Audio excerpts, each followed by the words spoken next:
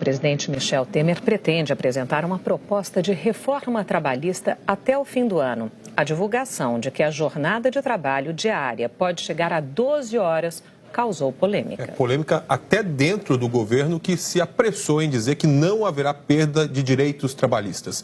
A reportagem é de Joconda Brasil. A reforma começou a ser discutida há quase 3 meses entre governo, centrais sindicais e patrões. No centro da proposta estão sugestões de mudanças nos contratos de trabalho.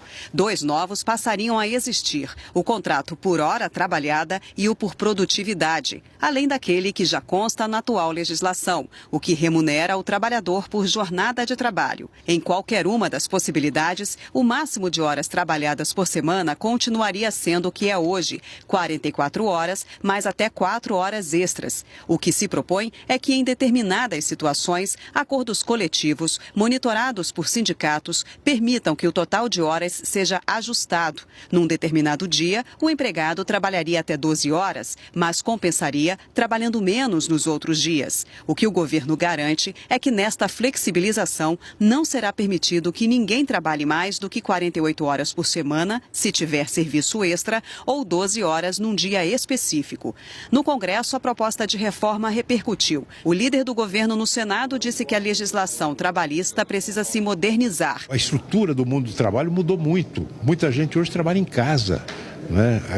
Você não pode, hoje, com a economia moderna, viver nos padrões vigorantes na era industrial. Mas a oposição criticou a possibilidade de 12 horas de trabalho seguidas. Hoje nós temos uma jornada de trabalho de 44 horas semanais, dividida até 8 horas diárias, com período de intervalo, porque nós não estamos tratando com máquina, nós estamos tratando com pessoas. A jornada de trabalho de 12 horas provocou mesmo ruído. A avaliação do Palácio do Planalto é que ficou a impressão de que o trabalhador vai perder direitos. O presidente da República não gostou da forma como a proposta foi apresentada. Ontem à noite, Michel Temer ligou para o ministro do Trabalho, Ronaldo Nogueira, e orientou que se insista na mensagem de que não haverá perda dos direitos trabalhistas. Hoje à tarde, o Ministério deve divulgar uma nota reforçando o que o governo pretende com a reforma. De acordo com o ministro, a flexibilização da lei trabalhista ajudará a diminuir a informalidade e a combater o desemprego. Hoje nós temos mais de 11 milhões de brasileiros que estão desempregados. Isso quer dizer um número muito grande que estão fazendo bico, fazendo serviço temporário, sem uma contratação formal que lhe dê garantia de seus direitos, que são fundamentais. Nós queremos ir ao encontro desses trabalhadores e dar a eles uma oportunidade de formalização da sua atividade laboral. A reforma trabalhista ainda está em discussão. O texto só deve ser enviado para o Congresso no início de dezembro. Em Lusiânia, interior de Goiás, 2.000 pessoas estão desde ontem à noite enfrentando fila para conseguir uma das 150 vagas numa empresa de transporte coletivo para trabalhar como motorista, cobrador, vigilante e lavador de veículos. A média de salário é de R$ 1.000 a R$ 2.500. A inflação desacelerou em agosto e IPCA, índice de preços ao consumidor amplo, fechou o mês em 0,44%. É a maior taxa para um mês de agosto desde 2007, mas é menor do que a do mês anterior, julho, que foi de 0,52%. O que mais contribuiu para que a inflação perdesse força foi o preço médio de alimentos e bebidas, que subiu menos em agosto do que em julho. No ano, o IPCA acumula alta de 5,42%, em 12 meses de 8,97%. A Polícia Federal deu início a uma operação para prender uma quadrilha de traficantes que pegava drogas em Mato Grosso do Sul e transportava para Goiás e para o Distrito Federal. A operação é resultado de 1 ano de investigação. Recebeu o nome de Caldeirão porque era assim que os criminosos chamavam os carros e caminhões transportadores. 14 pessoas foram presas até agora, 2 no Distrito Federal, 6 em Goiás e 6 em Mato Grosso do Sul. A polícia também bloqueou imóveis e contas bancárias e apreendeu veículos.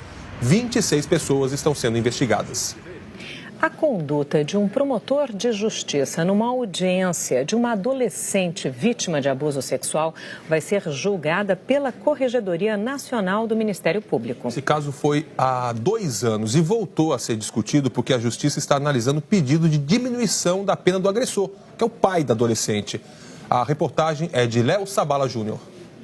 As acusações foram feitas numa audiência em 2014 no Fórum de Júlio de Castilhos, uma pequena cidade na região central do Rio Grande do Sul.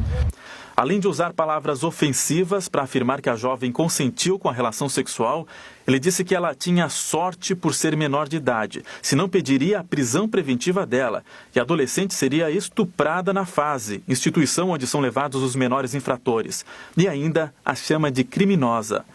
O promotor reagiu dessa forma porque a adolescente mudou a versão do depoimento e afirmou que engravidou do namorado e não do pai.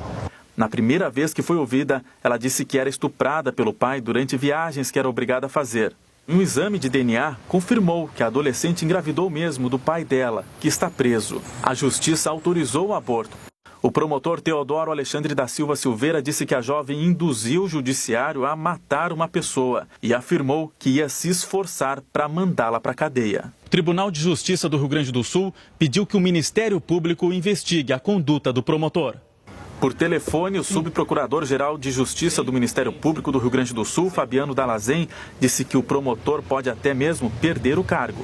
A lei prevê punição que vai desde advertência, censura, suspensão com prejuízo dos vencimentos e até a pena de demissão. Mas isso quem vai dizer depois é o Conselho Superior do Ministério Público.